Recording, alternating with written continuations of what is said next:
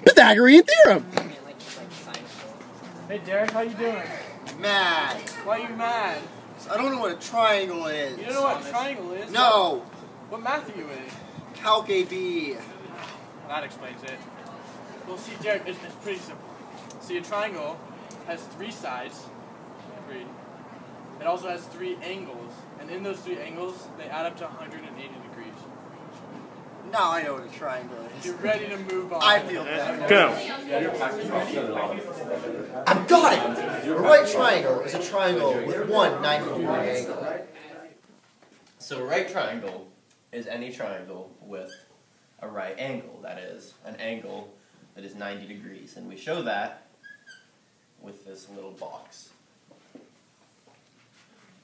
So there's 2 main parts to a right triangle, well, actually 3, but we call both of these sides that are connected to the right angle the legs of the triangle. Legs. And we call this side, opposite the right angle, the hypotenuse. Ask your teacher for the correct spelling of the word. Now, what's special about right triangles is, given any 2 sides, we can calculate the length of a 3rd side. And we can do that with what's known as the Pythagorean... Oh my god! I've heard about this. Theorem. Oh, hang on. Obviously, English isn't his best. Even though he's in honors English. And the Pythagorean theorem says that, well, if we have a triangle, a right triangle, we call the legs sides A and B, and we call the hypotenuse side C, Hypotenuse. and the relationship between them is given by A squared plus B squared equals C squared. Take a second. Absorb this. Love it. Love it. Live it. Calculate it. So this is the basic idea. A squared plus B squared equals C squared. So if we have a triangle, a right triangle,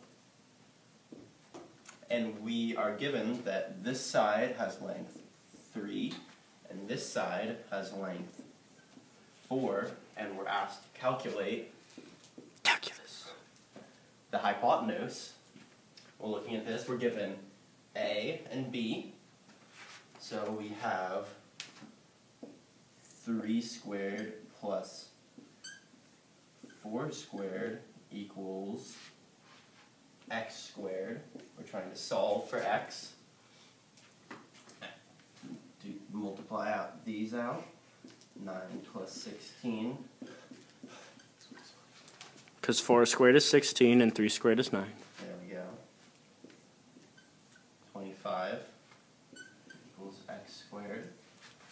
Well, what squared equals 25? Well, that's 5. Boom.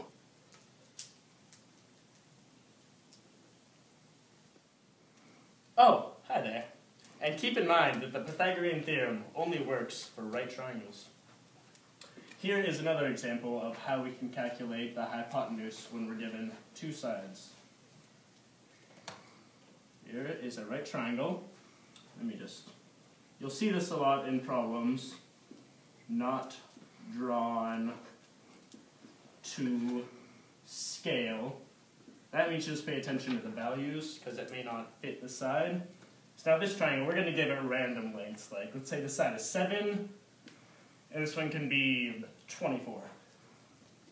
Now, here's A, here's B. Let's do the math. 7 squared plus 24 squared is equal to x squared. This being x. And that makes you have 49 plus 576. 576 Wow. equal to x squared. Add those together, and you get 625. 625 equals x squared, square root both sides, and x equals 25. You can find right triangles anywhere. You might think, hey, this is a rectangle. There's no right triangles in here. But you're so wrong. Draw this diagonal right here. Stop that! Draw this diagonal right here. Rectangle. You know you got right angles. Let's just say you got, not make sure you know this. It's not drawn to scale. It's like Chris said before, not drawn to scale. You got, let's say, 5 here, and this is 12. You got 5 and 12. And your teacher says, Derek, find this diagonal. At first you're like, shut up, teacher, you don't know me, like where I come from and stuff. But then you're like, all right, dope, I can find it. That's cool. And so you got to use what's called the Pythagorean theorem. So, like we used before, you got your A, you got your B, now you got to find your C. Like C as in cat. Cat. We'll call this cat. We'll call this cat. So you got cat, right? You're trying to find cat. So you got 5, 12. Pythagorean theorem. A and B. 5 squared plus B. 12 squared equals C. Cat. Cat squared. Square cat.